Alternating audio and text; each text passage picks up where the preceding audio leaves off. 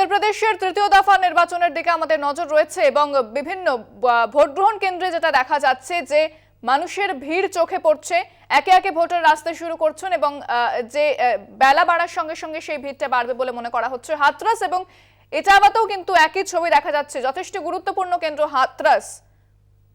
হাথরাসের 3টি বিধানসভা কেন্দ্রে ভোট গ্রহণ শুরু হয়ে গেছে এবং হাথরাসে যে ঘটনা ঘটেছিল তা গোটা দেশ জুড়ে আলোড়নের সৃষ্টি হয়েছিল এবং যথেষ্ট সমালোচিত হয়েছিল উত্তরপ্রদেশের যোগী সরকার। হাথরাসের ঘটনা মর্মান্তিক, এই ঘটনাতে রীতিমতো রাজনৈতিকভাবেও প্রভাব পড়েছিল। আমরা এই বিষয়ে উত্তরপ্রদেশের বিধানসভা নির্বাচন নিয়ে কথা বলবো। আমাদের সঙ্গে ফোনে রয়েছেন नेशनल एडिटर मनोज मनु। मनोज जी, तीसरे चरण का चुनाव शुरू हो गया है उत्तर प्रदेश में और जैसा कि हम देख रहे हैं यादव बेल्ट कहा जाता है इस 59 सीटों में, क्या देख पा रहे हैं आप सुबह से? बिल्कुल सही कहा है रानी आपने, क्योंकि इसे यादव बेल्ट कहा जाता है, इसे काऊ बेल्ट कहा जाता है और इसकी करीब 59 यानी कि 59 असेंबली सीट्स हैं जहां पर चुनाव हो रहा है। मैं आपको बता दूं, हाथरस, फिरोजाबाद, कासगंज, एटा, मैनपुरी, फर्रुखाबाद, कन्नौज, इटावा, औरैया, कानपुर देहात और उसके साथ जालौन जो कि बुंदेलखंड में आता है, जालौन, झांसी, ललितपुर, हमीरपुर, महोबा, इन जिलों की करीब 59 सीट्स पर इलेक्शन हो रहा है और ये बेल्ट पूरी तरह से समाजवादी पार्टी के प्रभाव में रहा है। हालांकि पिछली बार अगर देखा जाए तो यहाँ पर भारतीय जनता पार्टी ने समाजवादी पार्टी से ज्यादा वोट लिए थे और उसे इसका फायदा भी हुआ था। कुल मिलाकर जो समाजवादी पार्टी की सीटें रही हैं वो पिछली बार कम आई थी, करीब 10 विधानसभा की सीटें थी जो पिछली बार कम आई थी और ज्यादातर इस बेल्ट में, क्योंकि ये कहा जाता रहा है कि कभी भी समाजवादी पार्टी के इस गढ़ को कोई भेद नहीं पाया है, ना ही कोई तोड़ पाया है। और पहली बार यानी कि 2017 के चुनाव में भारतीय जनता पार्टी ने समाजवादी पार्टी के गढ़ को तोड़ा, उस पर कब्जा जमाया और सबसे ज्यादा सीटें लेने की कोशिश की और इसी का फायदा वहां पर देखा जा रहा है।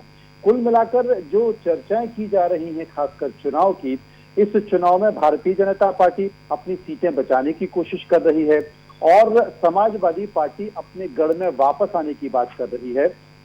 वहीं पर जो मनोज जी, आपसे हम बात करेंगे, आपसे जानकारी लेते रहेंगे।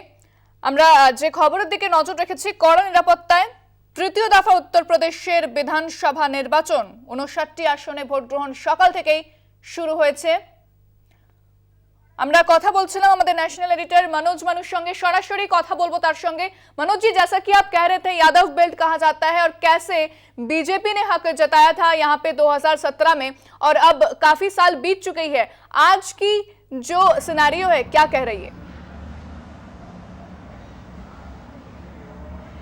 देखिए, 16 जिलों की अगर बात करें, तीसरे चरण में करीब 16 जिले हैं जहां पर मतदान हो रहा है। 59 सीट्स हैं यहां पर और जो 59 सीट है उन 59 सीट में जो गढ़ ये माना जाता है, क्योंकि अखिलेश यादव मैनपुरी करहल से चुनाव लड़ रहे हैं और कभी समाजवादी पार्टी में मुलायम सिंह के बहुत करीबी एसपी सिंह बघेल उनके सामने खड़े हुए हैं, तो कांटे की टक्कर वहां पर देखी जा रही है। लेकिन ये मैनपुरी, इटावा, एटा, औरैया, कासगंज, फर्रुखाबाद, ये बेल्ट जो पूरा वो समाजवादी पार्टी का गढ़ रहा है। समाजवादी पार्टी के इस गढ़ को आज तक कोई नहीं भेद पाया है, लेकिन पिछली बार 2017 के चुनाव में समाजवादी पार्टी के इस गढ़ को भारतीय जनता पार्टी ने ध्वस्त कर दिया था। समाजवादी पार्टी की सिर्फ 9 सीटें आई थी और 49 सीटें भारतीय जनता पार्टी की आई। भारतीय जनता पार्टी के साथ संकट है कि बीजेपी ने अपना कोई भी लीडर यहां से बना नहीं पाया है और उसे नेतृत्व की कमी महसूस की जा रही है। तो कुल मिलाकर ये बेल्ट भारतीय जनता पार्टी के हाथ से जाने वाला है। जो स्थिति यहां पर चल रही है, जो मुद्दे जहां पर है, जिन मुद्दों की बात की गई थी, केवल अगर लॉ एंड ऑर्डर को छोड़ दिया जाए तो बीजेपी के पास कोई ऐसा दूसरा मुद्दा यहां पर दिखाई नहीं दे रहा है। छुट्टा जानवर, यानी कि वो जानवर जो दूध नहीं देते हैं, वो जानवर जिन्हें गांव वाले छोड़ देते हैं, वो सारे जानवर इस पूरे बेल्ट में खेती को नाश कर रहे हैं। किसान परेशान है, रात भर जाकर वो इन छुट्टा जानवरों से अपनी फसल को बचा रहे हैं, वो एक कारण यहां पर रहा है। रहा सवाल लॉ एंड ऑर्डर का, तो यहां पर यह बात सच है कि लॉ एंड ऑर्डर का प्रभाव यहां पर देखा जा रहा है, मंदिर का भी प्रभाव यहां पर देखा जा रहा है। लेकिन जैसा कि मैंने आपको बताया कि फर्रुखाबाद जिला जो कि एक मुस्लिम बाहुल्य इलाका माना जाता है, दलित और मुस्लिम का वहां पर यानी कि बहुजन समाज पार्टी का भी इस बेल्ट में असर माना जाता रहा है।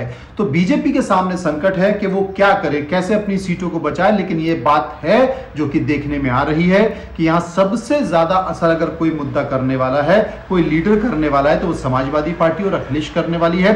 और साइकिल यहां पर आप ये समझिए फरारी की रफ्तार से चलेगी, निश्चित तौर पर सबसे ज्यादा उसको यहां लाभ होगा। दूसरी बात है कि पंजाब में भी विधानसभा चुनाव है, पंजाब की 117 विधानसभा सीटों पर आज मतदान हो रहा है। और 170 विधानसभा सीटों पर जो मतदान हो रहा है, पहली बार बीजेपी अलग चुनाव लड़ रही है, पहली बार अकाली अलग चुनाव लड़ रहा है।